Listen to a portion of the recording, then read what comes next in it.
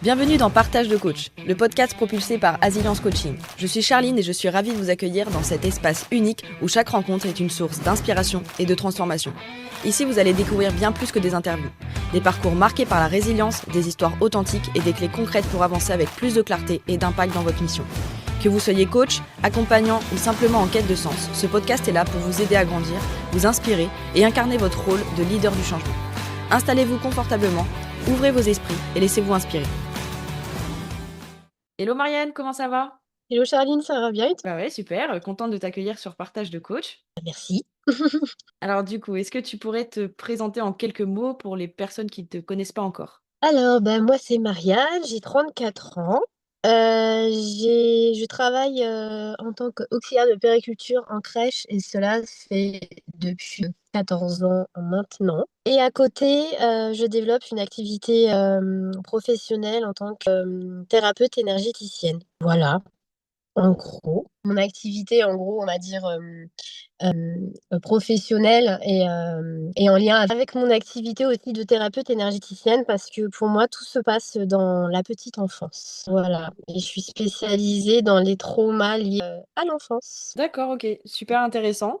Alors du coup, est-ce que tu pourrais me raconter aussi, ton histoire depuis que tu es toute petite, jusqu'à aujourd'hui, personnellement, professionnellement, pour qu'on puisse avoir une idée? Ce qu'il faut savoir, c'est que, quand il y a, maintenant 1 an et demi, j'ai su quelque chose qui s'est passé lors de mon enfance, dans la période à partir de 3 ans. En fait, il y a 1 an et demi, j'ai suivi une immersion thérapeutique, accélérée, pour, guérir, entamer, je veux dire, plus ou moins mon chemin de guérison pour, guérir, la blessure, d'abandon et de rejet, mes 2 blessures, prédominantes. Lors d'une, séance d'art-thérapie, lors de cette immersion thérapeutique, j'ai appris, que je m'étais interdit d'exister. Ça a été un choc. Un choc, c'est-à-dire qu'à tel âge, à partir de 3 ans jusqu'à 1 an et demi, je me suis interdit d'exister. Il y a un fait, dans l'enfance, qui fait que, voilà, je me suis interdit d'exister. Ça a été une annonce, dure, mais en moi, ça a révélé beaucoup de choses par la suite. Cette immersion aussi, j'en ai beaucoup appris, en fait, vraiment, c'est ça, sur ma petite enfance. J'étais une petite fille, effacée. C'est-à-dire, que, je m'interdisais de parler par moments. J'étais très, très, très réservée, comme s'il fallait toujours que j'écoute, et j'avais pas mon mot à dire. Après, ce qui que j'ai pu vivre, je suis la dernière j'ai 2 grandes sœurs. On n'a pas trop d'écart d'âge et voilà, par rapport à ce schéma familial, c'était toujours la petite Marianne, celle qui ne devait, heu, trop rien dire. On me voyait toujours petite, voilà, parce que j'étais la dernière, mais aussi parce que, ma grande sœur avait ce rôle de seconde maman pour moi et ma sœur. Ma deuxième sœur, elle avait des problèmes de santé, donc on l'a un peu, sans jugement bien sûr, mais c'était mon ressenti, choyée et aussi parce que mes parents étaient, une certaine forme d'inquiétude et moi, j'étais la petite Marianne qui a un peu, j'ai envie de dire, pas tout absorbé, mais si, la petite éponge, voilà et qui s'est renfermée, totalement dans ça. Maman, a vécu une enfance, très difficile et elle m'a énormément, étant petite, partagé de choses et c'est comme si moi, voilà, j'ai pris conscience aujourd'hui que rien lui appartient,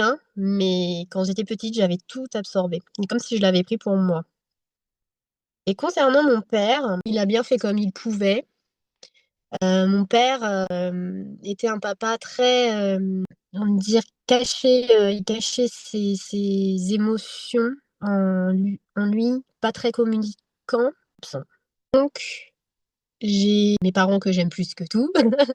C'est vrai, étant petite, j'ai eu une mère, assez, et qui continue à avoir des phases de dépression et mon père, totalement, absent donc j'ai manqué certaines choses durant mon enfance, voilà. Je pourrais encore dire, plein de choses mais voilà, c'est principalement, ce que j'ai pu vivre, étant petite. Et du coup, si tu pouvais nous donner un peu ton chemin de vie, donc tu as eu cette enfance-là, et ensuite, par la suite, c'est quoi, toi, ton parcours?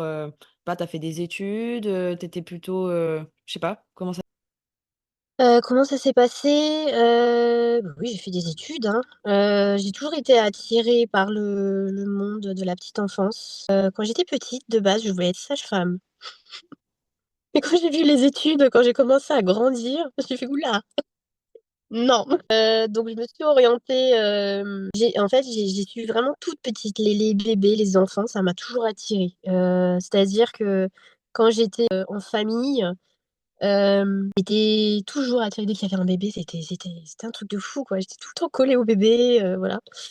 Et en fait, bah, j'ai suivi comme cursus, un BEP, à l'époque ça s'appelait comme ça, maintenant c'est plus comme ça. Un BEP carrière sanitaire et sociale, donc c'était dans le métier de la petite enfance, mais aussi, je faisais aussi, tout ce qui était, personnes âgées. Pour ensuite, faire un bac, mais j'ai fait que la première année de bac, je suis partie dans le social, une première année dans le social, mais j'ai pas poursuivi. Pourquoi? Parce qu'en fait, ça ne m'intéressait pas plus que ça. Vraiment des métiers, sociaux, en gros, pour être assistante sociale et j'avais pas le niveau pour rentrer, en ST2S, ça s'appelait, donc vraiment tout le côté médical, parce que j'avais des difficultés, dans les mathématiques. Donc en fait, j'ai fait qu'une année de bac, social et en fait, j'ai tenté les concours, pour entrer, en école d'auxiliaire de puériculture. Les concours, je les ai passés, c'était un test psychotechnique et ensuite, un oral et l'oral, en fait, j'avais eu 17, je m'en souviens, mais j'étais sur liste d'attente, même avec 17. On sait bien que les concours, c'est toujours compliqué à avoir des fois, mais je me souviendrai toujours, j'étais en stage, dans ce bac social-là, dans un stage à l'Armée du Salut d'ailleurs. Et en fait, j'avais eu la bonne nouvelle en courrier que j'étais acceptée, pour, commencer, la formation en école d'auxiliaire de puériculture. Donc c'était une formation de 10 mois où j'avais, 5 mois de théorie de cours et 5 mois de stage. J'ai suivi des stages, ça allait de la maternité, pédiatrie et crèche et institut d'enfants en situation de handicap. Et après, bah, voilà, je suis devenue, auxiliaire de puériculture. Voilà.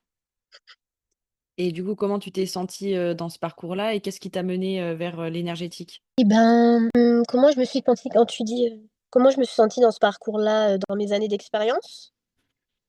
Ouais, dans ton parcours de vie, voilà, de l'enfance un peu, éponge à je fais des Ah. études, je comprends que j'aime tout ce qui est, les enfants, je fais des études. En plus, aujourd'hui, je suis dans l'énergétique. Concrètement, en fait, comment tu te sentais et qu'est-ce qui en a découlé d'autre aussi potentiellement dans ta vie? Je ne sais pas.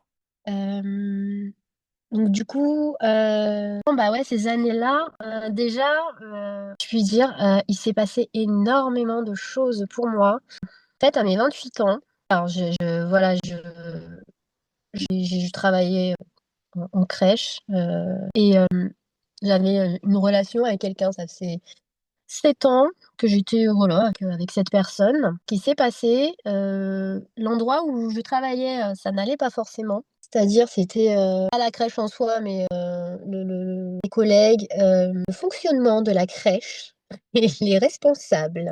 C'était difficile, donc la sphère, professionnelle était difficile, le couple n'allait pas non plus et plutôt que de parler, parce que j'ai gardé tout en moi, un peu cette petite fille que je retrouvais il y a quelques années en arrière et bah, plutôt que de parler, en fait, j'ai tout gardé en moi, j'ai pas osé, m'exprimer. 28 ans, il y a eu aussi un fait familial, avec mes sœurs assez fort, qui fait que toutes ces choses-là, je me suis sentie, submergée intérieurement et j'ai explosé. J'ai explosé, ça a été la bombe à retardement, a totalement explosé que du coup, j'ai quitté mon ex-copain parce qu'en fait, je traînais ça depuis, une bonne année, on va dire, je me posais des questions donc en fait, j'ai pas envie de dire si un peu je l'ai quitté du jour au lendemain, enfin lui ça a été carrément il a pas compris, même s'il se doutait de certaines choses. On a mis en vente, voilà, notre appart qu'on avait acheté. Le boulot, c'est pareil, je me suis mis en arrêt. Oui, ce que j'ai oublié de te dire, c'est que j'avais vécu un burn-out et un accident de travail. Donc mon mental était plus là, mon corps était là et en fait, mon corps m'a complètement lâchée. Et je me suis retrouvée avec une grosse lombalgie, on peut dire, 50 séances de kiné, enfin bon, ça a été un enfer, une chute. À partir de là, le fait aussi familial, notamment mes sœurs, se sont permises de me dire des choses absolument horribles. Enfin, j'ai ressenti comme ça, bourrée de jugement, bourrée de c'était inacceptable pour moi, mais j'osais pas leur dire ce que je pensais de perdre leur amour. Donc, ça a été voilà, une explosion. Ma famille, sur le moment, n'a pas compris mes choix, n'a pas compris pourquoi j'avais tout ça en fait, enfin d'un coup en fait j'explosais. Ouais, mes sœurs m'ont carrément traitée de bipolaire, de folle, qu'il fallait que je consulte. Du coup, ça a inquiété mes parents, voilà. Et ils ont pas compris le pourquoi du comment. J'ai échangé plus tard avec eux. Mes parents ont compris des choses. Par contre, mes sœurs, c'était totalement fermé. C'était impossible de discuter. Ce que j'ai fait pour m'en sortir, je suis allée voir une kinésiologue. Cette kinésiologue, elle m'a déjà vachement aidée sur, mon enfance. On est remonté dans des faits, enfin, ça m'a rappelé certains souvenirs, notamment un souvenir, non résolu avec mon grand-père, que j'ai pas pu assister aux obsèques et je m'en suis voulu, j'ai pas pu lui dire au revoir et je ne l'avais pas revu depuis 20 ans. Et cette kinésiologue m'a aussi aidée aussi sur beaucoup entamer, l'amour de moi, en fait. Je me suis jamais apporté, vraiment d'amour. Là, je suis en train de construire ça, justement et ouais, ça a entamé, en fait, c'est ça, m'apporter de l'amour, de penser à moi, de ne plus, penser aux autres avant. J'ai entamé tout ça et ça m'avait à la fois, vachement aidée et passionnée, tout ce qu'elle proposait, son approche, tout ça et à partir de là, j'ai continué après, à travailler, voilà, dans des, structures d'accueil de la petite enfance. J'étais en région parisienne, maintenant je n'y suis plus, mais j'ai toujours travaillé en région parisienne, auparavant et en fait, le schéma s'est répété.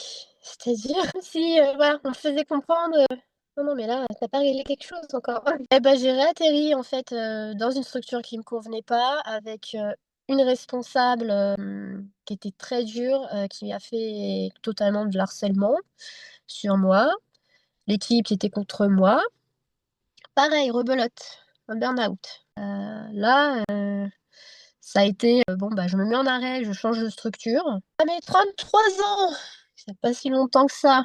J'étais dans une structure, encore j'ai changé d'endroit et là, je me suis posé la question, je te dis, j'ai hésité, j'ai dit: «Est-ce que je suis encore faite, en fait, pour, travailler avec les enfants?» En fait, ça m'a fait douter de moi. Pourquoi? Parce que là, c'était, j'ai envie de dire oui, j'ai encore vécu un burn-out, en fait, parce que là, c'était, quelque chose, c'était, surmenage. Là, c'est plus dans le sens un surmenage.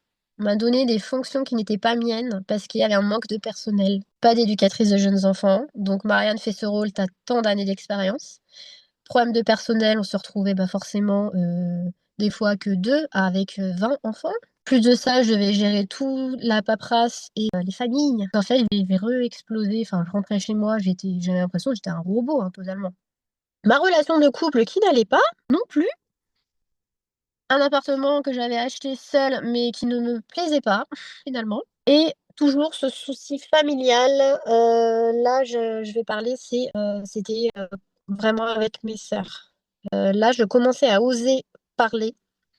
Ça ne plaisait pas, mais voilà, je commençais à oser. Donc il y a une certaine distance qui s'est créée avec mes sœurs déjà en amont et ce qui s'est passé, c'est que cet été, là, non pas cet été, c'est 1 an, 1 an, 1 an, en arrière, là, en plus de m'être aidée, en fait, j'ai pris cette initiative, comme je t'ai dit juste avant, de suivre une immersion thérapeutique. Donc elle coûtait, assez cher, mais en fait, j'ai investi dans ça. Donc c'était vraiment un cadeau que je m'offrais à moi-même de me dire: «Mais je veux m'en sortir, en fait». Il y a plein de choses qui se passent et pourquoi les choses se répètent? Pourquoi? C'est comme si ouais, ça c'était des schémas qui se répétaient de côté pro, côté perso aussi. Enfin, il y avait beaucoup de choses qui se mélangeaient et c'est vrai que lors de cette immersion, en fait, j'ai compris beaucoup de choses. Je me suis retrouvée, en fait, une nouvelle moi, et c'est surtout j'ai mis des actions en place, en fait. Des actions en place pour m'en sortir tout simplement. Ça a pas été facile. Je peux te dire clairement, je vais être pas vraiment vulgaire, mais j'en ai chié, vraiment. Mais j'ai mis, ouais, des actions en place qui fait que, je m'en suis sortie et j'ai compris, en fait, avec du recul que, c'était pas le boulot, parce que j'en ai douté, hein, sur le coup de me dire: «Mais est-ce que je suis toujours faite, pour travailler avec les enfants, en fait?» Parce qu'on me mettait le doute, enfin, c'était un enfer. Et non, en fait, c'est juste que du coup, les expériences ont fait que, mais c'est parce qu'aussi intérieurement, ça n'allait pas. J'avais beaucoup de choses qui faisaient que, ouais, ça n'allait pas intérieurement et en fait, ça provoquait ces choses-là et donc qu'est-ce qui s'est passé? Bah, c'est que, j'ai carrément, quitté mon boulot où j'étais, mon CDI. Je me suis retrouvée sans emploi et j'ai remonté la pente, dans le sens que oui, OK, j'avais plus de enfin, quand je dis remonter la pente financièrement, voilà, j'ai fait des boulots, bah, qui me plaisaient pas forcément, mais j'ai fait beaucoup d'intérim en avril et en juin, j'ai travaillé, ça a été une belle expérience, j'ai travaillé en foyer de l'enfance et là et ben, en fait, c'est là où j'ai conscientisé en me disant: «Mais si, en fait, ça me plaît toujours autant, c'est juste que». C'était en gros l'endroit, les personnes avec qui je pouvais travailler et puis avec tout ce que j'avais vécu quoi donc voilà et pourquoi ouais, thérapeute énergéticienne, c'est qu'en soi, pour moi tout se passe dans la petite enfance. Les blessures qu'on peut avoir, les voilà avec toute notre histoire et les émotions, bah, voilà, douces à tout ça. Et c'est vraiment lors de cette immersion thérapeutique, mais même 2 ans avant, j'ai envie de dire, que je savais que je voulais faire, par la suite, un métier en gros complémentaire pour le moment, pour accompagner en fait les personnes à s'en sortir avec, bah, mon histoire de voilà, mon histoire de vie. J'ai appris des choses, mais aussi lors de la formation. Parce que cette formation de thérapeute énergéticienne, je l'ai suivie par la thérapeute avec qui j'ai fait l'immersion thérapeutique. Voilà. Enfin, voilà, tout se passe dans la petite enfance, pour moi en tout cas. Enfin je pense, voilà, ça va parler, voilà, à tout le monde. C'est vachement, ouais, complémentaire et c'est vrai que lors de soins que je peux proposer, chaque fois à la fin quand on décortique tout, ça ramène toujours, un souvenir. Ça peut être un souvenir, proche et plus gros à enlever, c'est toujours dans la petite enfance qu'il s'est passé quelque chose. Voilà, c'était un peu long, mais j'ai un peu tout résumé, je crois. OK, bah, merci déjà, pour le partage. Moi, je te poserai des questions un petit peu sur tout ce que tu m'as partagé.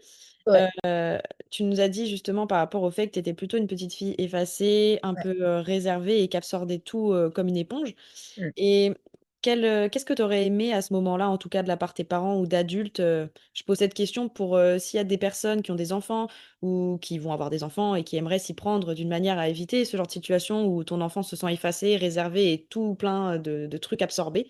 Qu'est-ce que tu Mmh. pourrais leur dire?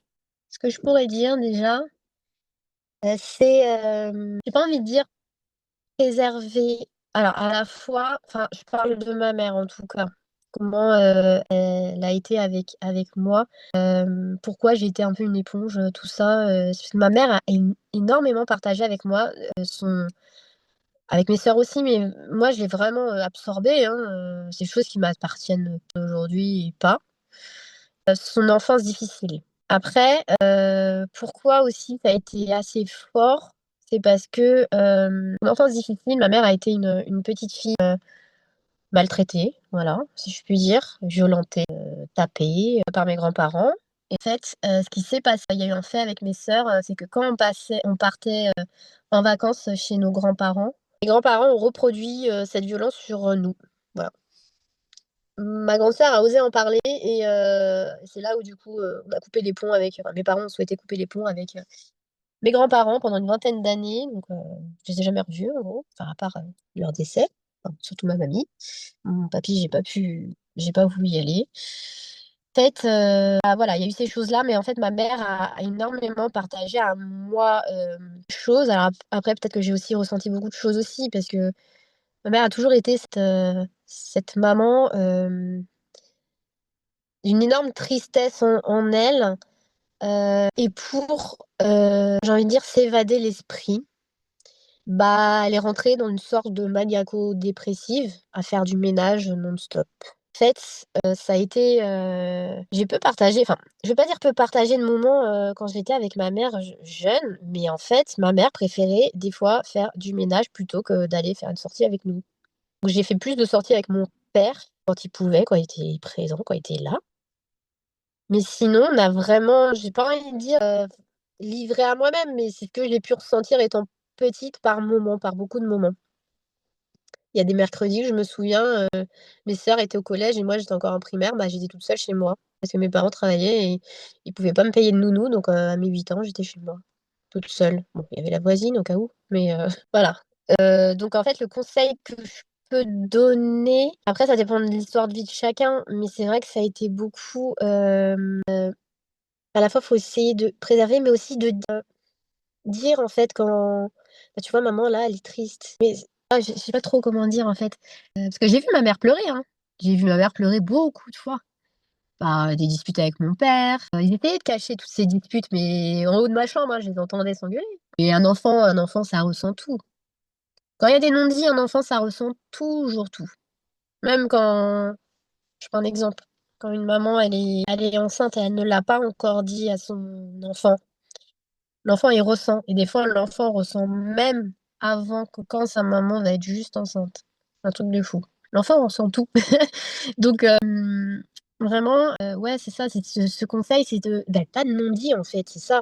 À la fois, faire attention à ce qu'on dit à un enfant, pas tout dévoiler, ce que ma mère a pu tout me dévoiler, enfin, c'est-à-dire, voilà, je te le dis, Charline, là, le plus gros taf que j'ai à faire, en ce moment et que je suis en train dedans, c'est couper tout ce transgénérationnel. Parce qu'en fait, il y a quelque chose qui s'est passé et je porte, des choses qui ne m'appartiennent pas et en fait, c'est ça, en fait. C'est de dire faire attention à ce qu'on peut dire, mais à la fois aussi, ouais, c'est ça, c'est, préserver, mais ne pas non plus, dire des choses avec des mots simples. Voilà. Trop je sais pas si j'ai OK. vraiment répondu à toutes tes questions ou je sais pas si je suis partie dans d'autres, voilà. Non, je vais te poser une autre question Ouais, sur autre chose pour balayer un peu tous les ouais. sujets. Bon, je ne pourrais pas tout traiter, mais Ouais, je vais t'inquiète. parler, d'un truc qui pourrait intéresser aussi, pas mal de personnes et je pense qu'on est tous un peu concernés à des moments de notre vie sur ce côté, explosion. Voilà, on quitte tout, Mmh. on vend. Bon, moi perso, je me sens absolument concernée parce que c'est absolument ce que j'ai fait. Mmh. Mais du coup, d'après toi, qu'est-ce que tu aurais pu mettre en place en tout cas pour gérer cette explosion ou faire en sorte de le vivre autrement? Ou quelqu'un qui est en train de la vivre, cette explosion, comment faire quoi? Parce que c'est galère un petit peu. En fait, tout simplement, j'aurais pas dû garder tout ce qui était, à l'intérieur de moi. J'aurais dû déjà, en parler, communiquer. C'est vrai que moi, du côté, maternel, je l'ai appris, parce que je me fais aussi accompagner de mon côté. J'ai des choses, voilà, bah, on continue tous à se guérir, à voilà, à se pour être, dire la meilleure version de soi-même, mais voilà, mais on fait toute la vie quoi, en gros. Mais côté maternel, en fait, et voilà, c'est dire, en fait, j'aurais dû communiquer. C'est surtout ça, communiquer, pas ne pas, en fait, avoir, eu, bah, ouais, en fait, un peu comme mon père, on doit tout garder en moi. Bah, mon père n'a jamais explosé, peut-être que ça lui arrivera un jour, mais tout garder, je veux dire, en moi, toute cette colère, toute cette tristesse non dit et voilà, j'aurais dû, voilà. Alors ça s'est passé comme ça. Au jour d'aujourd'hui, je suis contente dans le sens que ça soit passé comme ça parce que ça m'a amenée sur celle que je suis aujourd'hui et ça a amené sur plein de choses, me concernant et je suis tout à fait OK avec, ma vie actuelle et tout ce que j'ai mis en place. Voilà, c'est en fait, que je conseil que je peux donner, c'est, plutôt qu'essayer de voilà, même que ce soit, professionnellement si ça va pas, votre couple si ça va pas, essayer d'entamer une discussion. Une discussion. Même si voilà, les soucis familiaux, hein. Parce que moi, c'est pareil, en fait, c'est ce que j'étais avant, c'était vraiment, cette, petite fille, cette, jeune fille et maintenant, cette, voilà, cette femme qui n'a pas osé, dire les choses de peur de perdre l'amour, des personnes, tout simplement. Ouais, je pense que ça peut parler quand même à beaucoup de personnes, hein. Ouais. Heu Tu nous as parlé aussi, bah, que tu avais vécu une incompréhension, familiale, donc déjà que c'était pas Mmh, évident. Comment faire, par exemple, si on vit une situation délicate et l'incompréhension familiale ou extérieure, hein, globalement, mmh mh. comment est-ce qu'on arrive à s'en sortir? Eh bien, entamer un dialogue, Après, là, je vais te partager vraiment, m moi, ce qui s'est plus ou moins passé, puisque je suis tout à fait OK de te partager ça. C'est que, suite à cette explosion, j'ai eu beaucoup, bah, voilà, du demande de mes sœurs. J'ai souhaité, il y a ça a coupé, excuse-moi, parce que j'ai ça a coupé? Non. J'ai souhaité, en fait, entamer, il y a 1 an de ça, le dialogue avec mes sœurs. J'ai voulu, je leur ai clairement dit: «Mais qui vous dérange, en fait? Je ne comprends pas, qu'est-ce qui vous dérange? Oui, maintenant je veux dire les choses». Voilà, j'ai entamé, en fait, essayé d'entamer un dialogue avec mes sœurs parce qu'en fait, elles continuaient à me juger. Je pense qu'une certaine part, en fait, il y a eu une forme d'inquiétude de leur part de me dire: «Mais, elle débloque totalement». On avait discuté il y a quelques années, mais pas totalement. Moi, je suis restée avec des j'ai envie de dire des choses qui me déplaisaient d'elles dans leur comportement, dans tout ça. C'est comme si, en fait, il y a un lien qui s'était commencé à se briser, en fait, entre nous, entre moi et mes sœurs. Parce que ça a continué dans le jugement, ça a continué, dans une forme de jalousie qu'elles avaient par rapport à moi aussi. Parce que, bah, j'avais acheté toute seule, elles avaient jamais acheté, enfin voilà, c'est un mélange voilà, de choses et puis quand j'osais entamer, en fait, une discussion, c'est tout de suite, j'avais une porte, hein, en face, hein, vraiment un mur, hein. «Mais non, non, c'est toi qui es folle, c'est toi», voilà. Et en fait, il y a 1 an de ça, ouais, en septembre de l'année dernière, on va dire, enfin, un peu plus d'1 an maintenant, j'ai carrément posé les cartes sur table. J'ai dit: «Bah, écoutez, là, va falloir qu'on parle parce que moi, il y a ça qui me gêne». En fait, j'ai commencé à poser mes limites et mon cadre. J'ai dit: «Il y a ça, il y a ça, il y a ça, il y a ça». J'ai dit: «Par contre», je leur ai clairement dit: «Je ne veux aucun jugement de votre part. Je veux une discussion constructive pour qu'on décortique, en fait, ce qui ne va pas, pourquoi on en est là aujourd'hui». Et bah, qu'est-ce qui s'est passé? Elles ont complètement pété un câble. Parce que, pour moi, c'est ce que je ressens et quand j'en ai discuté, c'est ce qu'on m'a un peu expliqué, c'est qu'en fait, je n'étais plus celle d'avant. Celle, la petite Marianne qui n'osait pas dire, voilà, de peur de l'amour et là, bah, je me révélais, je posais, en fait, mon cadre, mes limites et il y a des choses qui étaient inacceptables pour moi. Ça m'a pas plu et donc, bah, qu'est-ce qui s'est passé? Et bah, là, ça va faire, bah, ouais, un peu plus d'1 an que je n'ai plus aucun contact avec mes sœurs. Aucun et je m'en porte bien. Ça a été difficile je te cache pas que ça a été difficile sur le début de me dire, «Oh là là, mais je vais plus voir, mes nièces et neveux. Oh là là, mais qu'est-ce que j'ai fait?» Enfin, j'en ai douté sur le coup. Je me suis dit: «Mais» et en fait, toujours cette peur de ouais, de plus avoir, entre guillemets, je mets des guillemets, «leur amour», même si ça a été un peu un amour toxique, j'ai envie de dire. Mais ouais, c'était en fait, c'est ça et tout compte fait, bah, je suis OK avec moi-même aujourd'hui de dire: «Mais en fait, c'est la meilleure décision que pour le moment que j'ai prise, quoi», parce que c'était invivable. Invivable et je pouvais plus. Même les sortes de le dernier Noël que j'ai passé, avec ma famille, c'était il y a 2 ans et bah, tu sais quoi? Je vais t'avouer un truc, j'étais tellement mal professionnellement, intérieurement, enfin tout ça, dans mon couple, ça n'allait pas, que Noël en famille, j'ai mangé, j'avais tellement un trop plein de plein de choses et mes sœurs qui étaient, avec moi, qui essayaient de faire un paraître, mais c'était pas ça, enfin c'était et bah, j'ai été malade, plein milieu de repas. Malade, bah, j'ai carrément, ouais, vomi donc on en reparlera, plus tard, mais en fait, c'est pas un hasard que notre corps parle, voilà, bah, de toute façon, c'est le sujet de voilà, mais j'ai complètement, voilà, tout revomi en fait ce repas comme si ouais, j'ai eu un trop plein et j'ai passé le pire Noël de ma vie.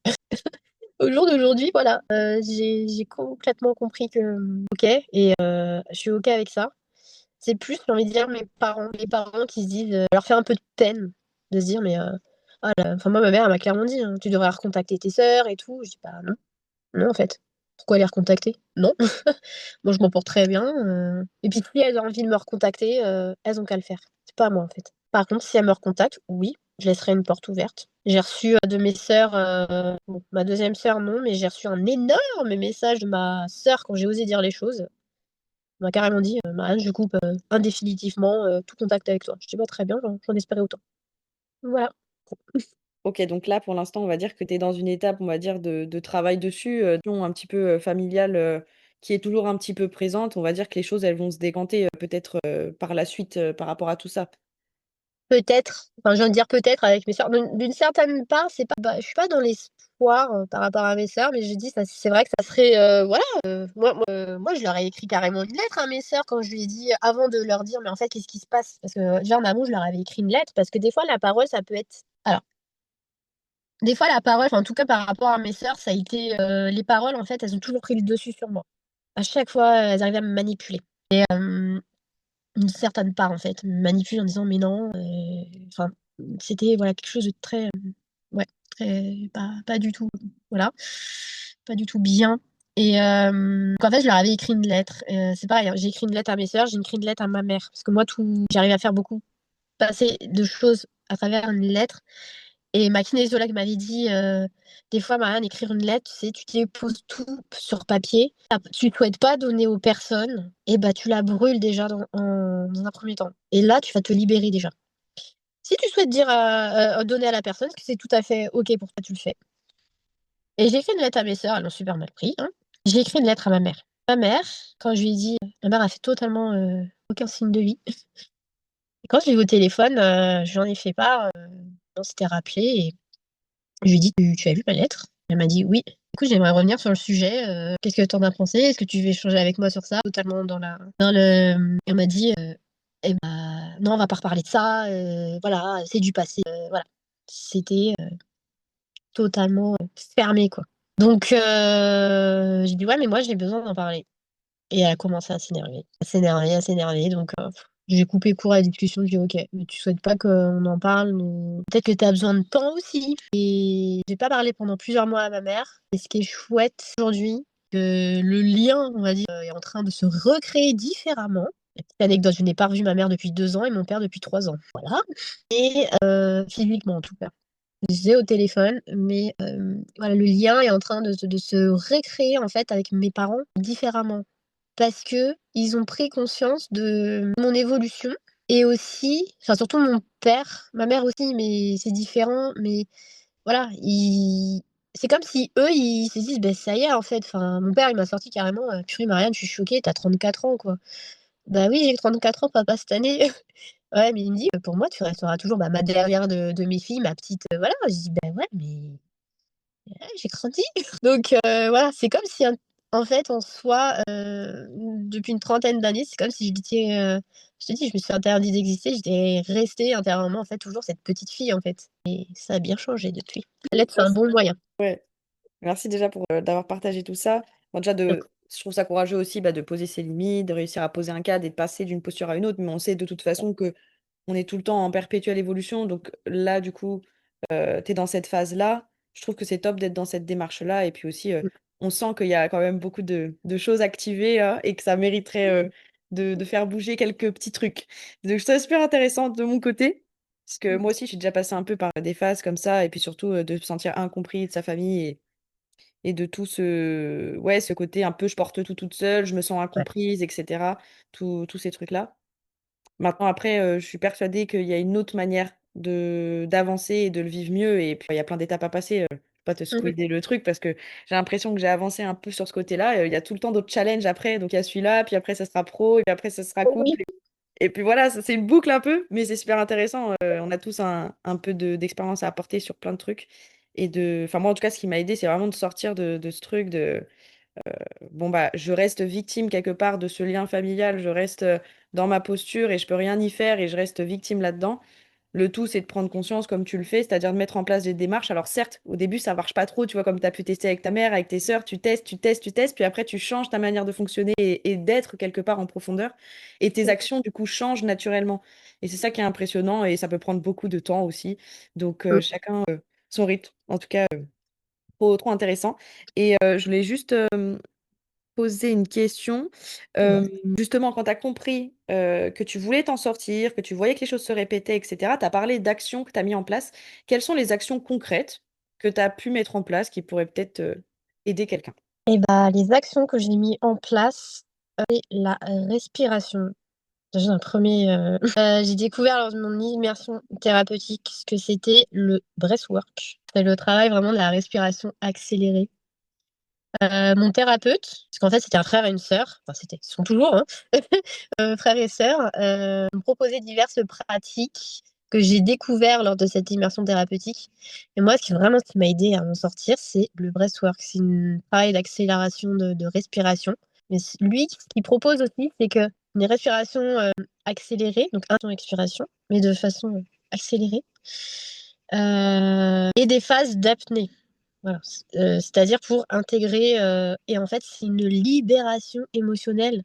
Mais on n'imagine pas que la respiration, c'est un pouvoir vraiment. Notre corps, de toute façon, c'est notre meilleur allié et c'est un pouvoir, mais remarquable. Et j'ai vraiment ouais, conscientisé ça et c'est ça qui m'a aidé à libérer énormément de choses. Et en plus de ça, on a tous ces capacités-là, mais voilà, mais la respiration, grâce à la respiration, je rentre dans un état de méditation aussi intense et j'ai plein de visions. C'est génial. Parce que du coup, j'arrive à intégrer et j'arrive à savoir des choses, j'arrive à me libérer de souvenirs vécus dans l'enfance. Et ça, c'est remarquable et vraiment, j'ai intégré ça, ces pratiques, cette pratique-là en tout cas, sur mes pratiques quotidiennes, enfin sur voilà, ma routine, voilà. Je fais aussi du journaling. Donc j'ai commencé ça, je le fais un peu, mais là, c'est vraiment intensif, je le fais tous les jours. Je me mets des points négatifs, par exemple, de ma journée qui a été un peu difficile, ça m'aide à libérer aussi, c'est aussi magique, enfin vraiment ça aide à libérer et je garde toujours aussi le positif de ma journée. Je me pars jamais coucher en me disant, «Putain», j'ai toujours à me dire: «Mais en fait, il s'est passé ça cette journée, ça et des choses positives, quoi» et pas rester sur le négatif et ouais, la respiration, le journaling et la manifestation. La manifestation, alors ça, c'est pareil, hein. Là, en ce moment, j'ai bien compris que oui, au début, je dis: «Ouais, manifester, OK», mais je comprenais pas, trop, je veux pas dire le but, mais en fait, ça n'arrivait pas. Bah oui, parce que je le faisais mal, voilà, tout simplement et depuis que j'ai commencé à manifester, ça va faire, 1 mois et demi maintenant, seulement. Enfin, je le faisais avant, mais mal et bah, j'ai déjà, des choses, voilà, qui sont venues à moi et ce que je souhaitais, quoi. Donc voilà, j'ai mais le plus gros, du plus gros, ça a vraiment été, la respiration qui m'a sauvée et la respiration, je veux dire vraiment qui m'a sauvée. Pourquoi? C'est grâce à la respiration que je me suis mis vraiment un avant de repartir dans un autre burn-out pro, il y a 2 ans, enfin 2 ans, oui presque maintenant, 1 an et demi on va dire et bah, je me suis mis un stop à moi-même en me disant: «Là, Marianne, tu t'arrêtes en fait. Tu t'arrêtes. Genre, tu ne vas plus, au boulot, tu vas au médecin, tu t'arrêtes». Parce que j'ai une conscience pro, moi des fois j'ai du mal à m'arrêter, me mettre en arrêt. Là, je me suis dit: «Tu t'arrêtes, c'est bon» et la respiration m'a beaucoup aidée sur, voilà, à libérer et à conscientiser beaucoup, beaucoup de choses, qui pouvaient encore m'arriver, mais qui m'est arrivé étant petite, quoi. Ah, mais je vois ce que tu veux Mmh. dire par rapport à tout ce qui est respiration. Bon, moi-même, c'est pas forcément des choses qu'on nous apprend, donc c'est pas forcément le plus simple, Ouais. surtout que l'oxygène, bah, on le voit pas. C'est le seul truc qui nous permet de vivre au quotidien, mais qu'on ne voit absolument pas. Donc du coup, mettre de l'importance sur enfin, de l'invisible, c'est vrai que c'est pas forcément évident et puis c'est pas une habitude qu'on nous donne, hein. Donc ouais, Ah c'est bah, super c'est ça. intéressant Mmh. et là, du coup, j'ai posé plus des questions sur ta vision et tout ça pour la suite. Toi, où est-ce que tu te vois justement tu te vois où? 5 à 10 ans, déjà je me vois avec, un bébé.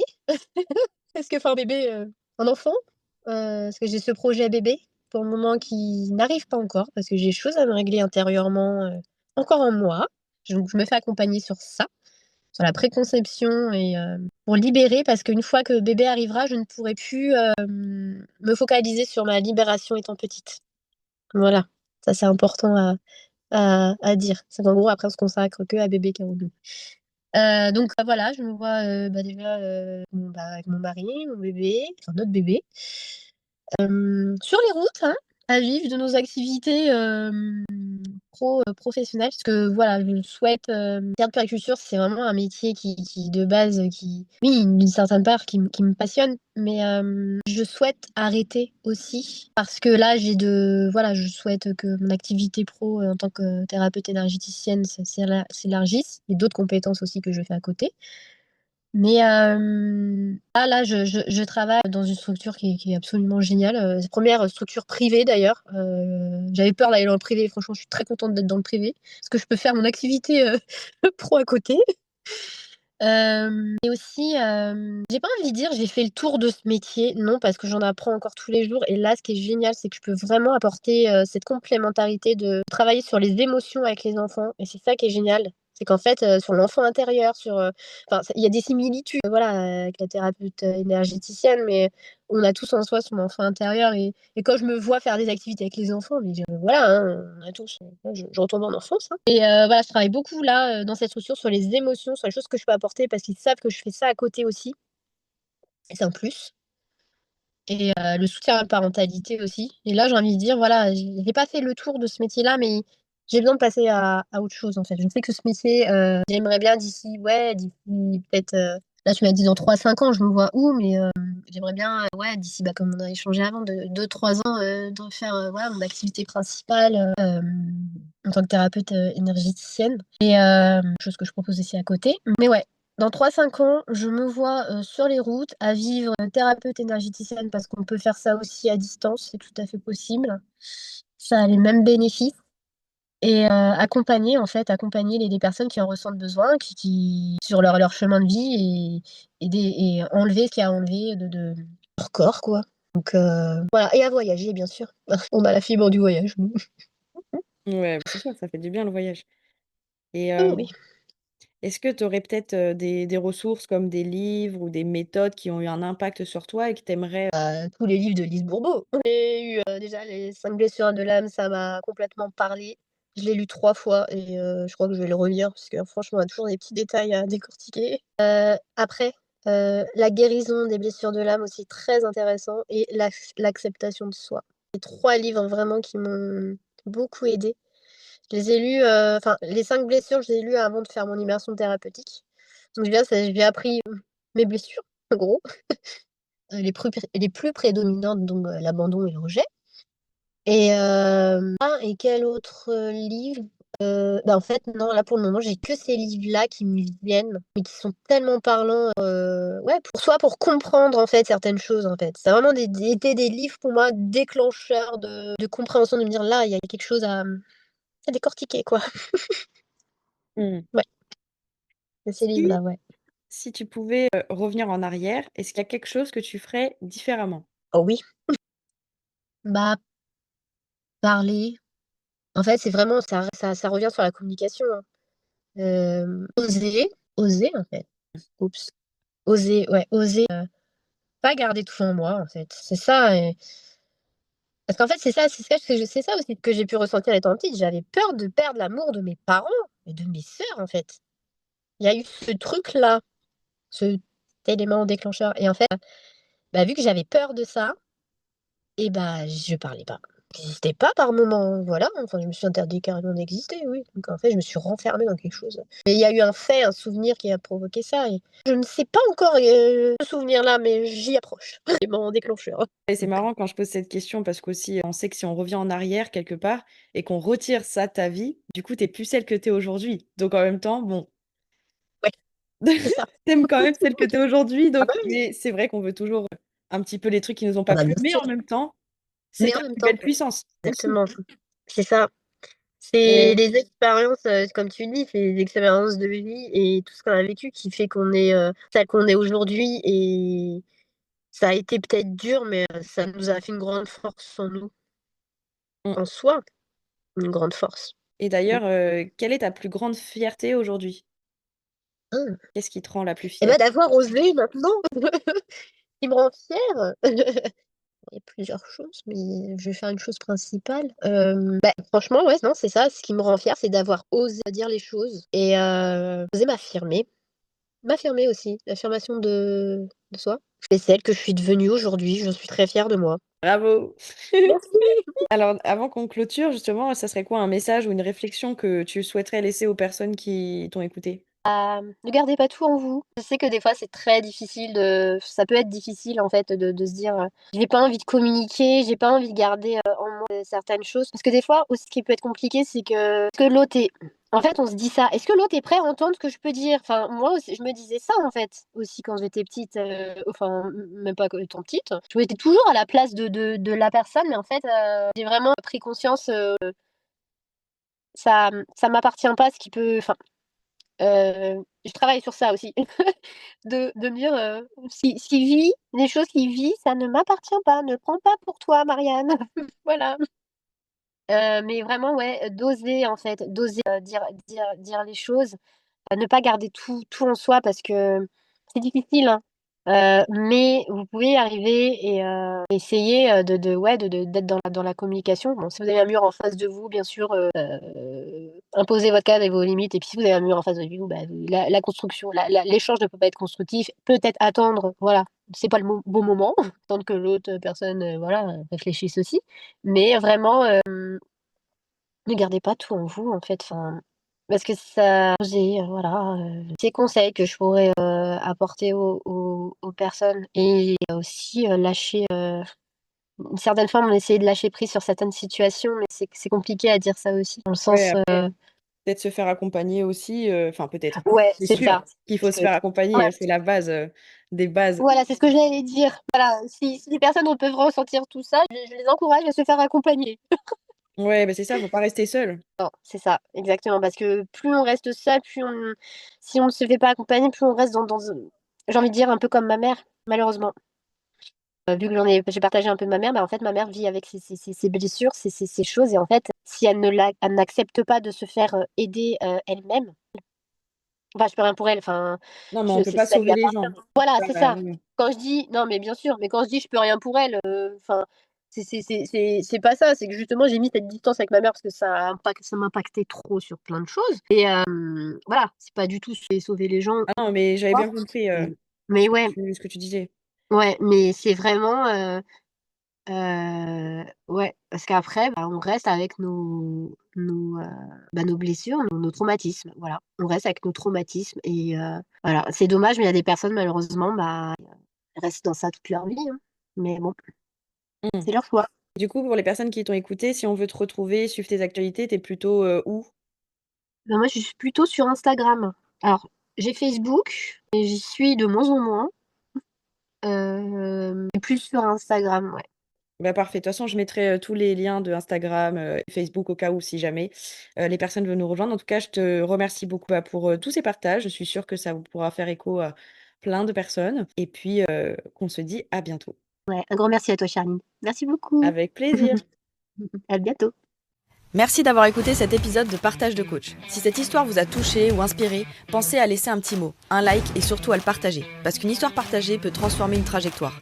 Et si vous voulez aller plus loin, rejoignez la communauté Asilience, un espace vivant et gratuit où chaque semaine, nous partageons des événements, des ateliers et des temps forts pour développer les 4 piliers du coach de demain. La posture pour incarner certitude et légitimité. Du coaching transformationnel pour créer de vraies transformations. Un business aligné pour vendre avec authenticité et impact. Du leadership pour inspirer et fédérer durablement. Le lien est directement en description, juste en bas. Et rappelez-vous, dans Asilience, on ne grandit jamais seul. À très vite pour un nouvel épisode de Partage de coach.